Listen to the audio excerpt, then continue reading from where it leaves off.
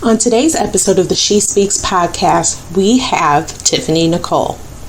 In 2013, Tiffany started a positive body image blog entitled The Diary of a Curvy Girl. Her mission for the blog was to encourage other plus-size women to embrace who they are as beautiful queens and to remember the number on the scale is just a number, and furthermore, they can be fabulous at any size. In 2014, Tiffany won the title as Miss Kurvie Upstate NY as a plus-size pageant based out of Rochester, New York. In her reign, she accomplished many goals, started a mentoring program, and ultimately entered a national pageant to which she was crowned Miss Rochester Plus America in 2016. Continuing her pageant journey at the Miss Plus America National Pageant, Tiffany competed as Miss Empire State Plus America and won the first runner-up for the Miss Plus America title. Since then, Tiffany has been published in several online articles with her blog. She's hosted several workshops and hopes to bring awareness to depression and suicide from her personal and recent battles. She takes a realistic, transparent approach to being an influencer because for her, she doesn't want to be unreachable or unrepeatable. Tiffany is committed to the betterment of the next generation of young ladies and women by helping them realize their true self-worth and to start thinking like the queens they are meant to be. All right, powerhouses, let's welcome Tiffany to the show. This is the #1 podcast for the woman who needs a touch of inspiration, who dreams of better for her communities, and for the woman who believes in working the plan until it works. It's time to unwind and unpack the myths and truths about Black women from personal experiences from Black women and from women of color. Silence has become our greatest violence. Comparison has been the thief of joy, and we perish from the lack of transparent conversation. Welcome to the She Speaks podcast, where she shares personal experiences to advance the knowledge of self, spirituality, and success with your host, Coach Tiaja A. Let's start talking. All right. Hey, powerhouses. Welcome back to another episode of the She Speaks podcast. And I'm so excited and I'm really honored to share with you another guest to the show. But y'all, I don't think you're ready to hear from Miss Tiffany because she comes with so much life, so much experience. And I need y'all to get y'all wigs tight, tighten up that ponytail, and actually get comfortable because I believe that this conversation is really going to open your eyes to another side of yourself that you really haven't thought about yet. So, Tiffany, without further ado, go ahead and tell us a little bit about yourself, the brands that you represent, starting with your own, of course, and then let's get into today's conversation. All right. Hey, guys. So my name is Tiffany Nicole. My full name is Tiffany Nicole McLeod. I am originally from Jacksonville, Florida. We moved to Rochester, New York when I was a child. So I've pretty much been stuck there until I moved to Philly. I am a pastor's daughter. My journey literally is birth for me being a pastor's daughter. I think that, growing up as a curvy girl, it was kind of hard because I was always teased for my body shape. I was teased because I was the tallest girl in the class, but I was also the tallest girl at the church amongst my peers. I always had a body and, it was, these clothes are too tight and you look grown. And I didn't get that from my parents. I mostly got that from other people in the church, more specifically women in the church. And I started noticing that I was not the only one that shared that experience. I had other pastors' daughters' friends that had the same exact experience. So we kind of bonded from that on, which, looking back at it, I think trauma bonding is kind of detrimental to us as women. So I decided, because I didn't see the empowerment that I needed as a child growing up into the church, and didn't see the empowerment within my community as a plus size girl, that I would start my own blog, The Diary of a Curvy Girl. And I literally started my blog on a Sunday morning right before service. Wow. And it's so crazy. I was sitting on the edge of my bed doing my makeup, and I think I was listening to Corey Mickey, and the Diary of a Curvy Girl literally just popped in my head. I'm like, I don't know what that's about. So I wrote it down, and then maybe like an hour later after my makeup was done, I had like all these words that I just needed to get out. So I wrote it in one of my journals, and I got my laptop. I started my blog on Tumblr, and I posted my first Tumblr post before service.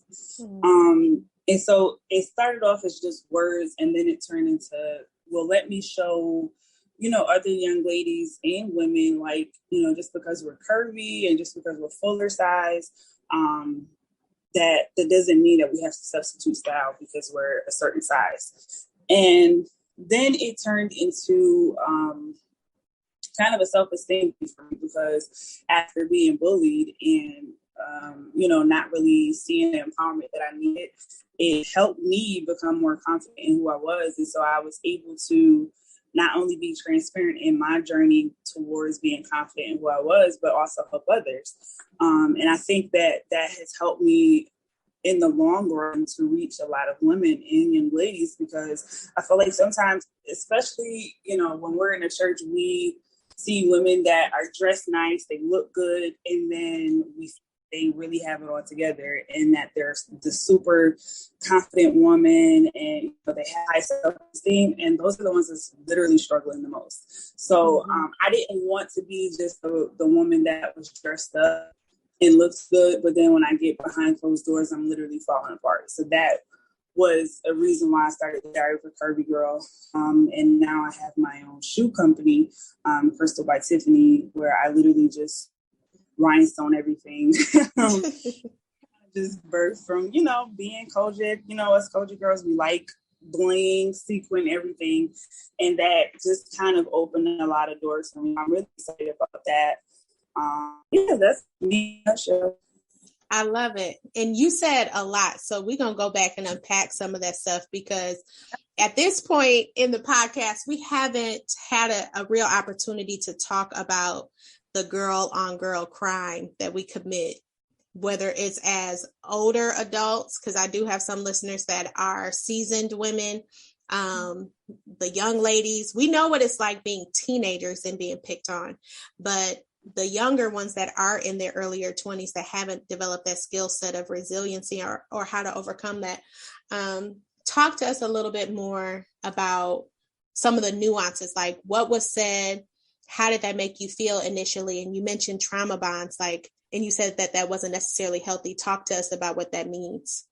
Yeah, so I think that sometimes, especially as women, we bond over trauma and shared experiences that we go through in life. You're a woman, so sometimes we share our experiences with dating and how that can be left. And so, I found that having trauma-based conversations with women, not saying that isn't helpful, but I found that the more that we had those trauma-based conversations, there was no healing taking place. We were just being stuck on the trauma, and that kind of it keeps you sedentary. It doesn't allow room for growth. It doesn't allow room for breakthrough and freedom and deliverance. And this is not to be deep or anything, but allow room for any of that, because the more you talk about trauma, and you do need a release, you do need to talk about it, but I'm a firm believer that the more you talk about it and the more you rehearse it, the more your heart and your mind stays there.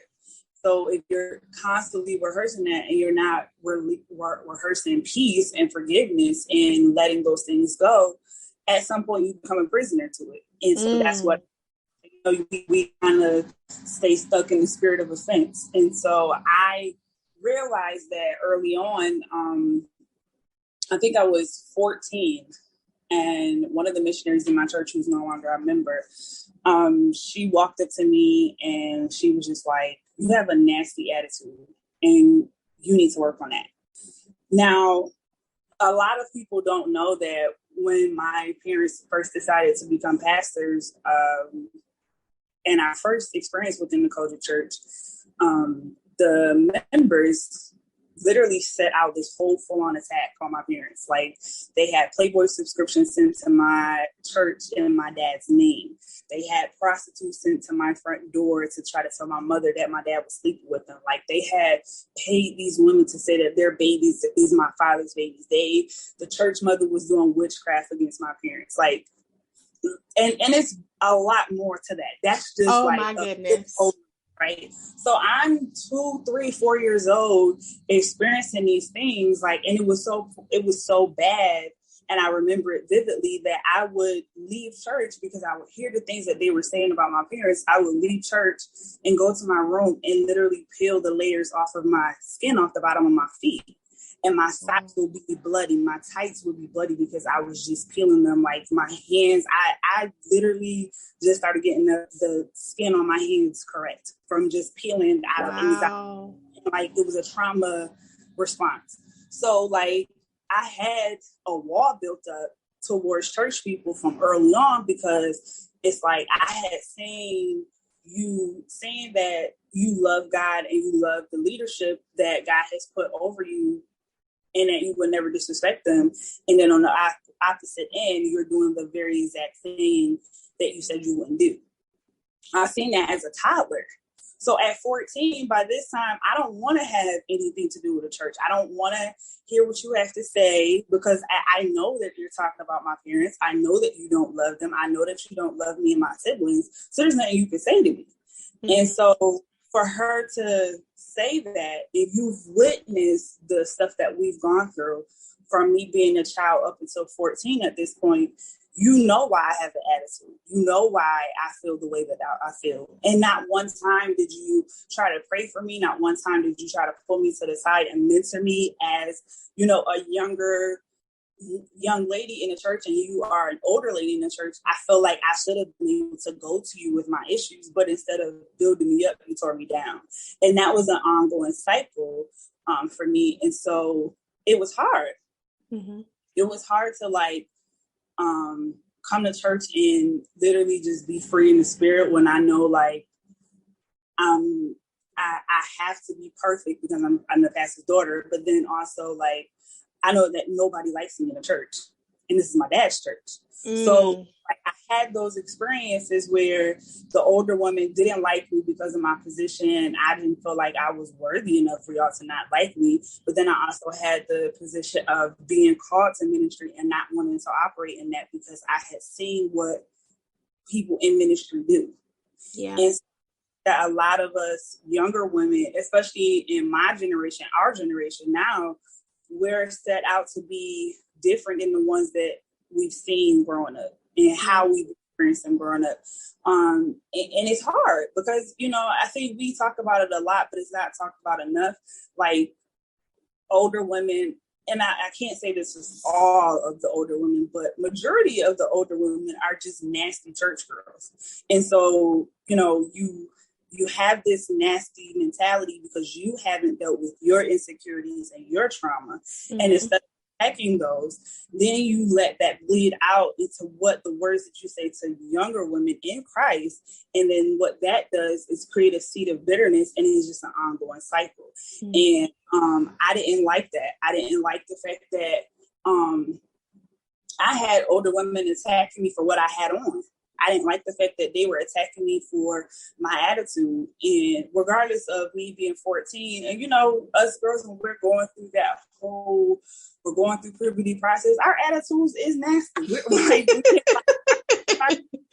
But that doesn't give you the right to disrespect me or to be rude or to be nasty to me. Like, and everything that we do, especially in church, it should be done out of patience and out of love. And I never experienced that. And it was hard for me growing up.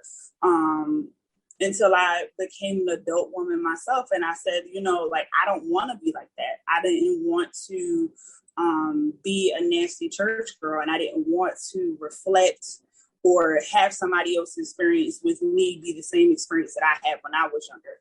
And I think the trauma bonding thing is just hard. Like, it's hard to not bond over trauma, but we have to break that cycle. Yeah. Yeah. I think you said something powerful that I want to make sure that the listeners are catching. Sometimes you don't have a visible example of how to behave. Sometimes you can have such a negative experience, because I don't want any of my listeners or any of you powerhouses to think that everything's always peaches and cream and roses, right? Sometimes you got to get in the dirt and those thorns on those roses poke you, right? But even though you may not have seen the right things or heard the right things, you can go into your own heart and say, I don't want to be that.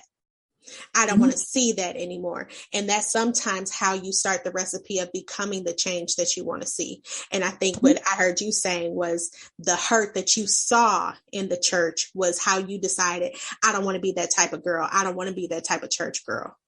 Mm-hmm. Yep. That's exactly it. Like, I think, and that goes back to like not dealing with your own trauma and your own insecurities. And I think the church does a huge disservice to women. And this isn't, we're not going in that lane, but I think sometimes we do a huge disservice to women in the church because, we don't build them up enough. Mm-hmm. You know, that we're groomed to be mothers and wives, but we're not groomed to live a holy, WHOLLY, and peaceful and in love and full of self-confidence life. I think we're groomed to just be mothers and wives and operate in church. But outside of that, who are you? Are you a nice person to be around? When you speak, are your words seasoned with grace and with love, or is it full of vinegar and salt and it's nasty and it's bitter? You know, I think sometimes we think that if we dress up, we look nice, but it's the exact opposite. And so sometimes I knew I did not want to be that person, but I also knew that there were others that needed that same grace that didn't receive it. So I had always purposed in my heart that even if I wasn't operating in ministry, that I will always be transparent about the things that I did, because even as a pastor's daughter, like, I did things that I should not have done. Mm-hmm. I mean, I shouldn't have made. I've gone places I shouldn't have gone. And, you know, I feel like sometimes we have this saved testimony, but we don't talk about the before saved testimony. And that right there is a ministry within itself. Like, it lets others, not just women, but it lets others know that, like, just because we're in the church, we're not perfect. We're not expected to be perfect. Jesus did not expect us to be perfect. He also expected us to extend grace. And I think we've forgotten and gotten away from that grace part. Mm-hmm. You're absolutely right. And I think, maybe it's time that we do have this conversation, and I'm glad that this is getting recorded because people can kind of go back and listen to it. I think, especially coming out of the pandemic, people have struggled with the idea of church and organized religion in a way that is much louder than what we've heard in the past, right? But what I think you are suggesting is how I also feel in my heart. People have to know Jesus for themselves and create that experience versus going to a building looking for somebody else to curate an experience for you. Because church by itself, if you go off of this idea of what we saw in the 80s or in the 90s or the early 2000s, that type of church is the one that does usually hurt more. The church that you and I are talking about, or the church that I believe in, is the one that does operate in forgiveness first, that does operate in a place of love first. And I think when you really understand forgiveness, or you understand what it means to have gone through something, how you said the story before you got saved, if you could really remember your trash and how much God said, I loved you in spite of how you feel about your trash, it's natural to want to give somebody else grace. And I think that's the Christ-like experience all of us need to have. But talk to us about, how did you create that for yourself when the church that you were physically at and you were fellowshipping at wasn't giving that to you? How did you find that power to do that for yourself? So I actually have been at my church, my parents' church, my whole life. I haven't left and gone anywhere until my recent move to Philly and going to the church that I'm at now. I had to stay planted where I was hurt and where I was mistreated and abused. I had to. For I'm not suggesting this for everybody, but for me, it was vital that I needed to stay there and get healed in a place that I was mistreated, because I also knew that that was the place that I was also being called to and called into ministry. And for me, I'm so grateful for my leaders who are also my parents, because they've gone through the same thing that I've gone through. So, while I was praying for them, they were praying for me. And I don't think I would have gotten the deliverance that I really, really needed without my parents. And I don't think I would have gotten the deliverance that I needed from the people at my church if it wasn't for strategic people that God had placed in my life. I had actually had two older sisters who are not my blood sisters, but I thank God for them because they came to my church in just the right time. And the one sister, Keisha, she literally helped me through some of the darkest points of my life. Like, I remember going to church and I was drunk on the praise team. And Keisha pulled me to the side and she was just like, "You're bleeding all over the service." And I'm like, "What are you talking about?" I'm checking my physical body. She's like, "No, that's not what I'm talking about." She said, "If you don't get yourself healed, you're not going to make it." And it took for her to say that for me to really understand what she was saying. I had been carrying the trauma from being a toddler, and up until that point, I think I was like 17 at this. I had carried that trauma and I had not talked about it. I hadn't shared that with anybody. My parents knew to an extent how I felt, but they didn't know the full extent of how I felt and what I was dealing with. And it took for her to say that, for her to really, be able to minister to me. And I think we stayed at the church after service was over. We stayed at the church for a good 6 hours. And I'm not an emotional person. I do not cry like that. I cried for 6 hours on the altar with. And after that service, I was delivered, but I wasn't delivered fully. Mm-hmm. So I felt like what I was experiencing was too heavy for God to handle. I felt like it was too much for me to talk about. I felt like it was too much for me to share with another person. Like, it was just my burden to deal with. And then, God really had to deal with me. Like, everything that you've experienced up until this point is not for you. It's not for you to hold on to. It's for somebody else to hear. And so I really dealt with it myself. Like, you don't have to not forgive yourself, because half of this stuff that you've experienced is not your fault. It's not a direct reflection of anything that you've done and any mistake that you've made and the decisions that you've decided to go with. It's because people have not operated in grace with you, and people have not seen you as a human. Instead, they've seen you as an object put on a pedestal that they themselves can't live up to. And once I got that in my head, it was kind of easier for me to go back to church, because it was just like, I know I'm human and God knows I'm human and my parents know I'm human. So if God forgives me and my parents forgive me, I have to forgive me. And I think that sometimes when we don't forgive ourselves, we're holding ourselves back from reaching the greatest potential that we can reach, not only in God, but just in life. Mm-hmm. Mm-hmm. I think that's the epitome of being free versus bound. Because I try to remind myself, like, Tiaja, who do you think you are arguing with God about who he said you were? Mm-hmm. Like, when I put that in perspective, I laugh, because God is so much bigger than me, and his opinion is so far bigger than mine. And where do I get off telling God, I'm not good enough for that? I don't deserve that. Like, wait a minute, T, who? Girl, sit back.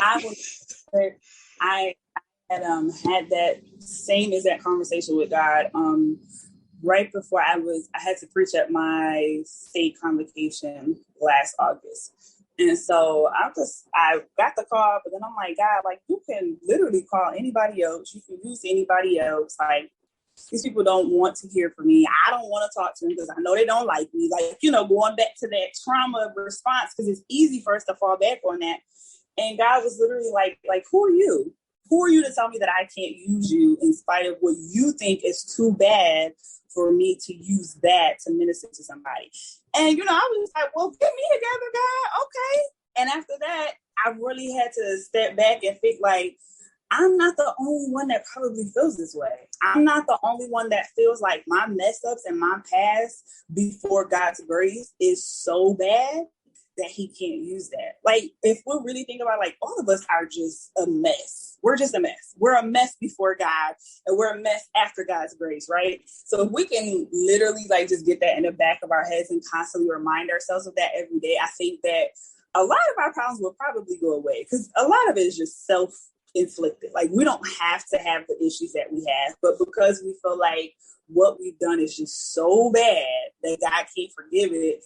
And I'm constantly reminded of, like, the story of how God literally converted Saul to Paul. Like, he was a serial killer. Like, he wasn't just like, I killed one person, that was it. He killed thousands of people. And God literally converted him. And not, he was the greatest evangelist in the Bible. And it's just like, if he can convert a serial killer and use him, you might have cussed a few times. You might have had I might have, gone to a few clubs. That's nothing. Like, Mm-hmm. Yeah. Mm-hmm. I feel like, we have to think that if he can use somebody like Paul, he can certainly use us. We're not exempt from it. Yes. I think last Easter, I was thinking about how Peter went back to the rock, even though the women, okay, so I'm talking about the moment where they found out Jesus wasn't there.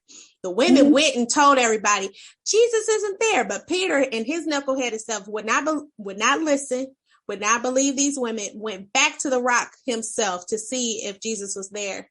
And I thought about Peter's level of unbelief and his absence of faith, where he can't nobody tell you nothing. You got to go see it for yourself. I'm like Peter quite a bit. Sometimes you can't tell me nothing. I have to go see for myself. And I thought about how gracious is God and how gracious Jesus was, because even in Peter's unbelief and even in Peter's know-it-all, Jesus still said, put your hand here, because I know where you're coming from. I'm going to meet you at your level, Peter. You can feel this is me. And I was like, wow, what a gentle. You love me that much, you will come down to my level of stupid. Because that's dumb. These women that ran across the daggum town to tell you the news, and you said, forget the fact that you ran over here. I'm going to go. Yes. But, and it overwhelmed me to tears, because even in my running around, God will still come say, I'm chasing after you. Like, you don't have to chase me. I'm going to meet you right where you are. And I'm like, okay, well, Jesus, thank you for your pursuit of me. Yes, absolutely. Now, I love this conversation, because I wasn't expecting it to go this way, because I wanted to have a specific segment to talk about faith and da-da-da-da-da, but sometimes you got to let the spirit move how it moves. Mm-hmm.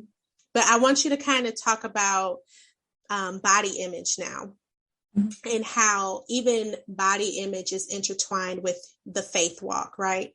Because you mentioned, like, people will get dressed and put on these really nice clothes, but those are really the ones that are struggling the most.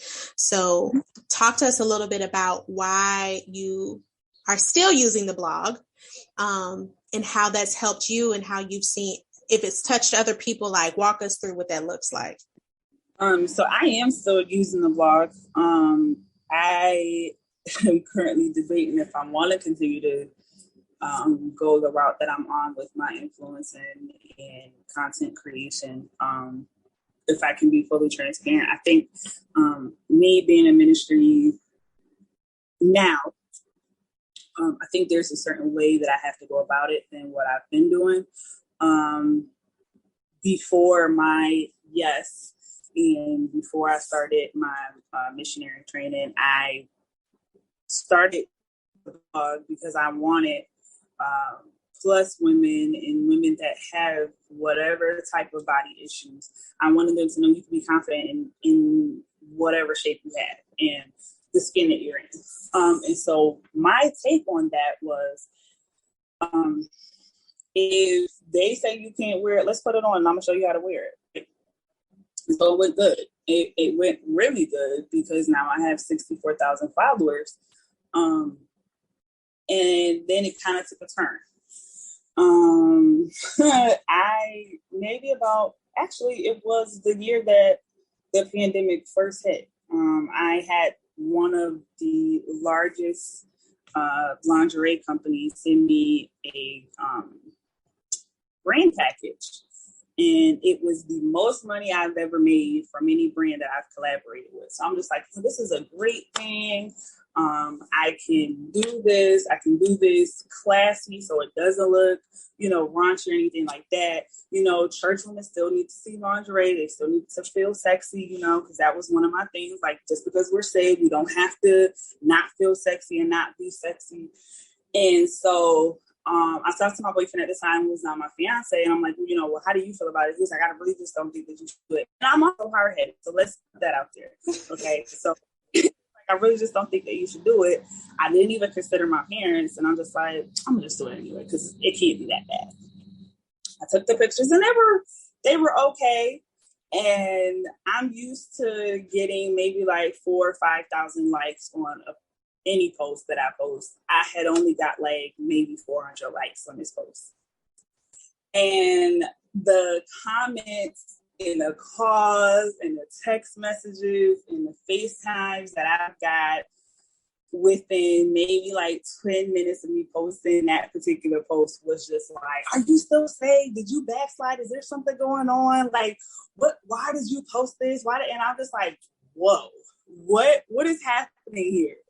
And it really, honestly, it took that to happen for me to understand that sometimes in the church, we equate a person's salvation with what they wear in their body shape. Mm-hmm. And so I took the post down because obviously it was just bad. It did not go over well. But I really had to like have a conversation with God. Like, is this something that you want me to do? And if it's not something that you want me to do, what do you want me to do? And I understood that we put unnecessary restrictions on women that have a particular body shape than we do with those that don't have a particular body shape. I was always told, not from my parents, but from other women in the church, that because I had a curvier body shape, the stuff that I wore was inappropriate and that it would cause brother so-and-so to fall. It would cause deacon so-and-so to have a lust issue, and that he couldn't see my legs because, he may be attracted to legs. It had even gone so far that I couldn't wear sleeveless dress because, they could get turned on by the armpits. And I'm just like, if I have all of these restrictions on what I cannot wear because brother so-and-so has these lust issues, and instead of your, adjusting in talking about and dealing with his lust issues, you make my body a problem, and you make my body the responsibility of what his reactions to my body is, right? And so it was just like, okay, how are we going to deal with this? And so I had to have a conversation because I remember me and another pastor's daughter growing up in our jurisdiction. My bishop's wife would get up in the meeting and would say, yeah, because you pastor's daughter is coming in here with these tight skirts on and these tight dresses on, and all these men is looking at y'all, and I know y'all can wear something better. She's older, much older than us. And so, what that did for me, it made me feel some type of way about my body. Mm-hmm. Because I'm just like, this is the body that God gave me. I can't do anything about it. I can't do anything that I have curves. And anything that I put on, whether I buy it 2 sizes too big or not, it's still going to fit me a certain kind of way. I'm sorry about that. And so I never wanted to have that reaction to my own body. I wanted to be comfortable in my own skin, and I wanted others to be comfortable in their skin. So what I did was I kind of changed that projection. Like, I would have workshops in my jurisdiction, and I would have workshops with some of the girls in my community, and just tell them, like, we can be curvier. And I'm not saying that you have to substitute style for appropriateness and modesty. And I'm not too big on the way the church presents modesty. Mm-hmm. I don't like that. That's probably a different conversation. But, I wanted them to know that just because we're big, we don't have to substitute style. But there is a way that you can dress your body where it doesn't come off offensive. And so now what I've done, I have been able to present what I wear and how I wear it in a way that still shows off my body, but it's not like, boom, it's all out there, Mm-hmm. So that that's kind of where I'm at right now. Yeah. I think that's something that I've grown to admire you about.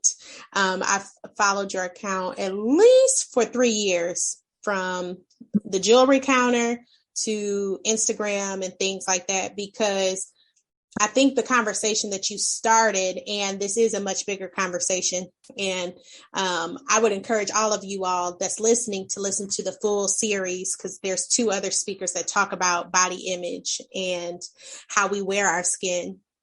But the bigger conversation, especially in the church, is that we don't teach self-control. I talk to my mom about that all the time. That is a fruit of the spirit. So when we start sexualizing bodies, we haven't really taught people how to control their appetite or their visual appetite. On no planet or under any circumstances is it ever appropriate for anyone of any gender makeup to sexualize someone's body when they're in worship. So let me establish that here on this podcast. We are not supporting that, right? But then on the flip side, for you all that identify as women and want to dress, that is your place of power. There is a way, regardless of if you're fuller figured, if you call your body certain names, or if you address certain body parts with food groups, like my homegirl and I were laughing about our arms and calling them potato salad the other day. However you want to talk about your stuff, okay? You got what they call them, the bye-bye arms, your arms still waving up, your hand up, whatever. It's your job to cover, protect, and uplift this vessel that God gave us. That's why I call us powerhouses. I'm going to reiterate that this house that God gave us is ours to steward and take care of the best way we know how. Now, I think the shaming that goes along with our bodies is the problem. And that goes back to what you were saying earlier, Tiffany, about self-esteem and confidence. If you actually loved the skin you had, you wouldn't verbally assault or abuse that skin, right? You would talk to it nice. You would love on it. And that's why I loved your account, because every time you posted whatever type of style, whether it came from Fashion Nova, I can't think of some of the other brands that you posted, but anytime you've put on another company's clothing or their brand, it was always saturated in, this is how I'm loving on my skin. So you mentioned you've been through some dark times and you've had some women that have been in your corner to support you. Talk to us about how you've had to speak life to yourself around your body, or just in your life journey, and how you've gotten to this point where you're now newly engaged. Yeah, so, I think the greatest relationship you can have is with yourself. It's great that we have friends and sometimes romantic partners, but the greatest relationship you can have outside of that is with yourself. And I've gone through about 3 suicide attempts. I've struggled with depression. I've been very transparent and vocal about my struggle with depression. And also just my struggles with self-esteem and learning to love the body that I'm in, because I didn't always love it and I didn't always feel confident about it. In fact, I wish that I was not shaped like this, because sometimes, we are in the BBL era, and I wish that these girls would have conversations with people like me so we can tell them that you're signing up for a blessing and also a curse, because, the unwanted attention that you get from being shaped like this and not being able to be taken serious half the time in romantic relationships plays a huge part because of how you're shaped. And so going through all of that, I literally just had to fall in love with who I was and how and what my body looked like. COVID has done a number on all of us. And so my way of coping through COVID was food. So I had worked hard. I lost about 110 pounds before COVID actually got here. And then once it got here, I gained it all back plus another 40 pounds. Wow. So now I'm my body this is not who I was a couple of years ago. And I don't like this person that I'm looking at, and my clothes is not fitting right. And I just feel, you know how we get, we just sometimes we feel good. But I was having that feeling every single day. And I knew I didn't want to get back into that depressed state because I knew how hard it would take me to get out of it. And so I hate to be this deep, but I literally just started saying I am fearfully and wonderfully made. I said that every day.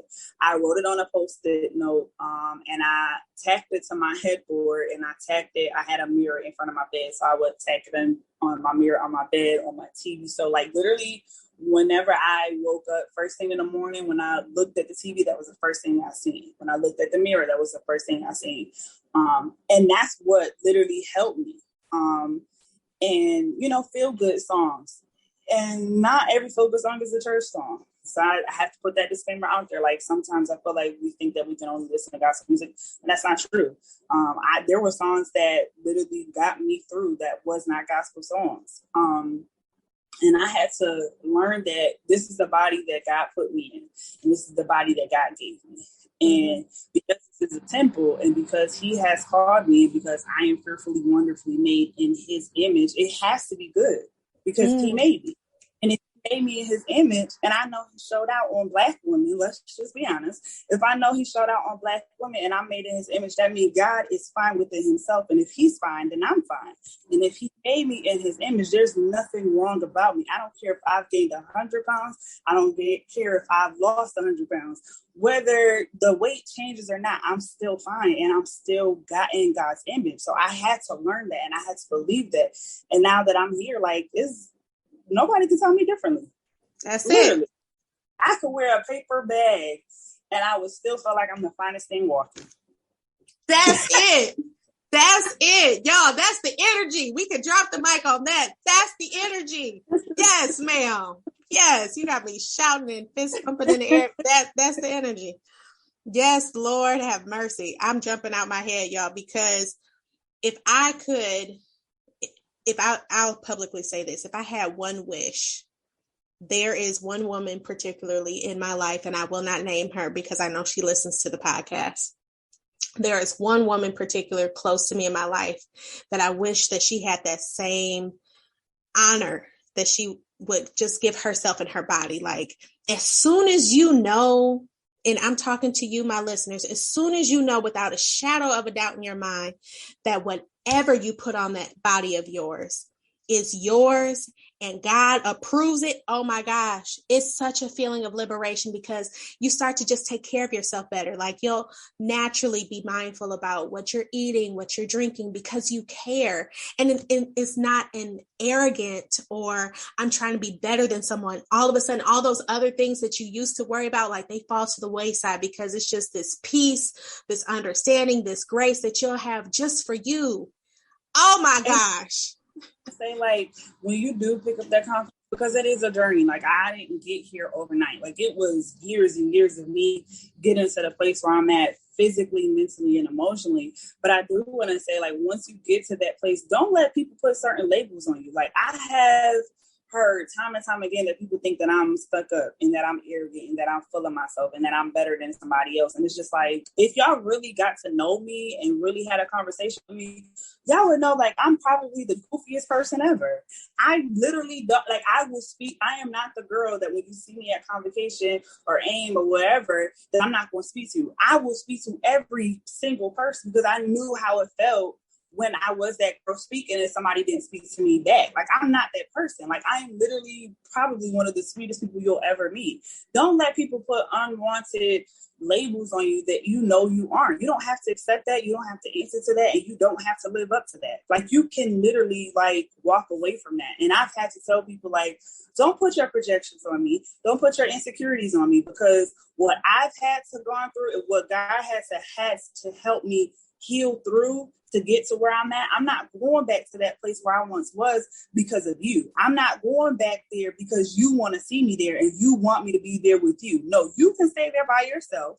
And when you feel like you got yourself together, then you can come to where I'm at. And it's not a you can't sit with me thing. It's just you're not going to interrupt my peace thing. And by default, you don't want to sit with me because that's it. That's just it. We come here and heal.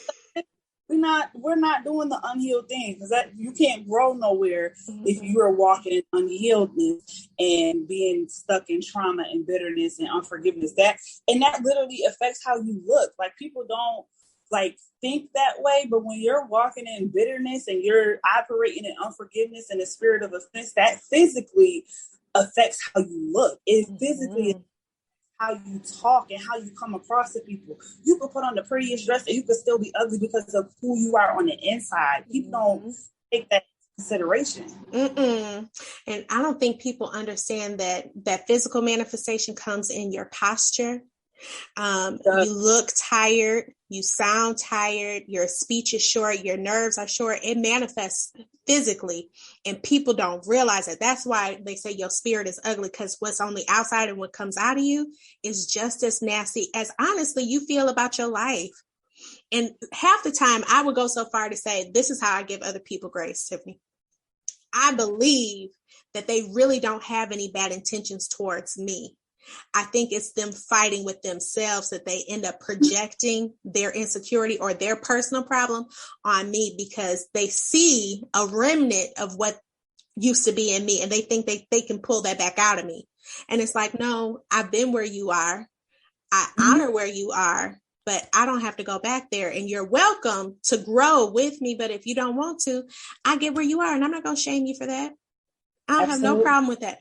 And I appreciate the fact that you said, and you started saying this earlier too, y'all, deliverance is a process. That initial moment that you find out that you're ready to shift and change, that moment is so powerful because you decide at that moment that you're not going to go backwards. But sometimes it does take you years to fully come out. Like you mentioned before, you saw things as early as 2 all the way up to 4 that manifested up to 14 and 17. And here you are as a full grown adult woman still coming out of that. So for those of you that have gone through some things, if you haven't fully come out yet, please do not penalize yourself. I shared a couple episodes ago that my journey of coming out of myself was a decade long. Sometimes certain things that we go through does take time, but give yourself the grace to continue going through that stuff, right? Because on the other side of process is liberation. And every time you take another step forward, it feels a little better, and you walk a little lighter and you smile a little brighter, right? Yep. It's a fact. Like I remember running into a lady that used to go to my church maybe about 2 months before I moved to Philly. And she knew me when all of that stuff happened. And then she also seen me when I was a teenager. And she hasn't seen me since I was a teenager. And she was just like, you look different. And I'm like, well, yeah, I'm weight-wise, I'm huge. And she's like, no. Like you're different. Like it's a certain air about you. She said, you're not the same Tiffany that I knew. And I'm just like, well, I don't know what she's talking about, because ain't really nothing changed about me. But, you know, when we went on to have the conversation, she was just like, I remember like how weighed down you were and how like heavy your spirit was, how heavy your heart was. She said, your smile is completely different.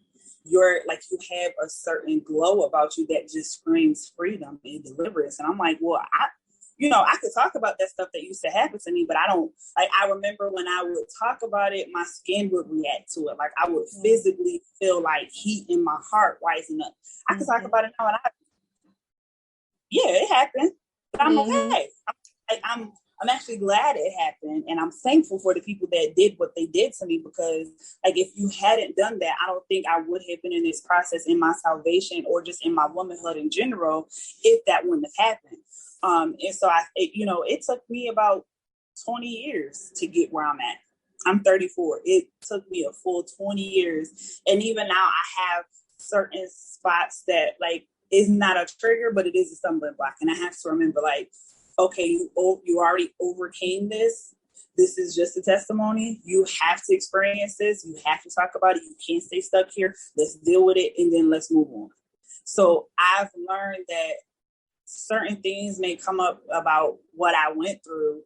And I remember before, like being where I'm at now, I would stay stuck there for days, weeks, and months and years. And now it's just like, oh, let's just sit with it for a couple minutes, and then let's talk about it, and let's move on. So, it's an ongoing process. Deliverance is never ending. I will always tell you that it's never ending. It's always going to be something that you need to be delivered from. And it's always going to be something that needs to happen every single day in order for you to be the place where you're fully at peace. Yes, I love that. Okay, so I'm not going to, because I could keep you for the next 3 days, because we could keep talking about this, because maybe this needs to be its own Bible study or its own discussion because, like I said, I'm totally okay with that. This is so good. Okay, so if my audience was going to know one thing in particular about you or why they should connect with you, what would you want them to know about you? I think I represent the woman that agrees with therapy and God. I am the woman that advocates for womanhood and empowerment, but actually walks that. I'm the woman that advocates for self-confidence and self-esteem, but also teaches you how to be confident and have high self-esteem in yourself without being arrogant.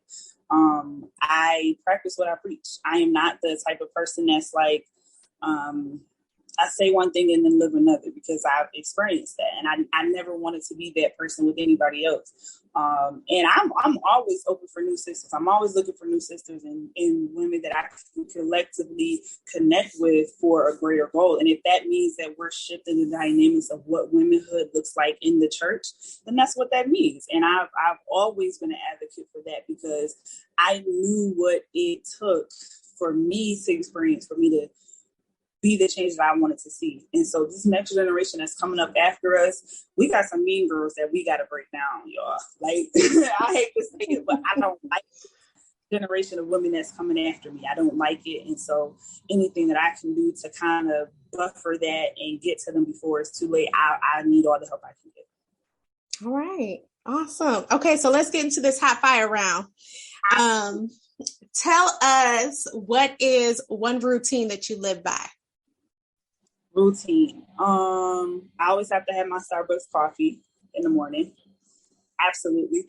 And then I always have to lay my edges down before the day, even if I don't wear makeup. And I always have to watch Golden Girls before I go to sleep. Okay. All right, Golden Girls. What are your top 3 non-negotiables that you keep in your life? Let's see. Non-negotiables is I am not arguing with anybody. I just can't. I can't do that. I am not dimming my light or dummying myself down to fit in anybody's circle or a stereotype or box that you have for me that I didn't set for myself. And I am never going against God with anything that I say or do. I love that. I love that. Those are 3 fresh ones that we haven't heard yet. And the first one all day, what is there to argue about? Because you said what you said, and that's enough for me. That's enough for me. Okay. Who is someone that you look up to and why? I look up to my mother. My mother is really like my best friend. But my mother has gone through probably 10 times worse than what I've experienced in my life. And I look at her strength and I see the type of wisdom that she has because of her strength. And I've always wanted to be that woman. And I don't want to cry because I'm getting ready to tear up. But my mother is she's an amazing woman. Like, she's gone through so much and to still have the smile that she has on her face and just see the way that she still loves us as her children and loves her husband and still loves God unconditionally and still wakes up and chooses to be the woman that she is. It's just like, if I could be the head for the woman that she is, like, I feel like I would make it a great deal in life. Well, I think you've made your parents very proud. Hope so. Tell us, how can we connect with you? So I am on Facebook, Tiffany Nicole. I'm on Instagram, The Diary of a Curvy Girl. I'm on TikTok, The Diary of a Curvy Girl. You can always email me, The Diary of a Curvy Girl @gmail.com. You can follow my blog at www.thediaryofaCurvyGirl.com. That's pretty much it. Awesome. Powerhouses. I hope y'all enjoyed this brief conversation that we had. Evidently, we need to circle back around and keep going with this.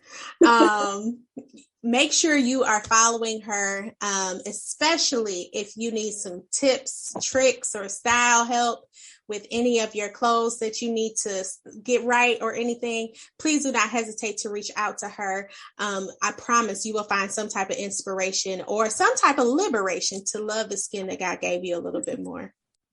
All right, Powerhouses, we'll see you on next week's episode. Have a question, thought, or comment? Send it to inquiry@thepassionatepowerhouse.com. Who knows? I might even read it on the show. Matter of fact, let's see how much of this you can do. Take 2 seconds to like and subscribe to the podcast so you'll never miss a powerful conversation. Be sure to join the email list for upcoming episodes and new releases. See you next time, Powerhouse. And remember, forever a student, forever becoming, and forever grateful. And just a friendly reminder, the content and ideas are owned by the company, The Passionate Powerhouse. So don't steal and be inspired.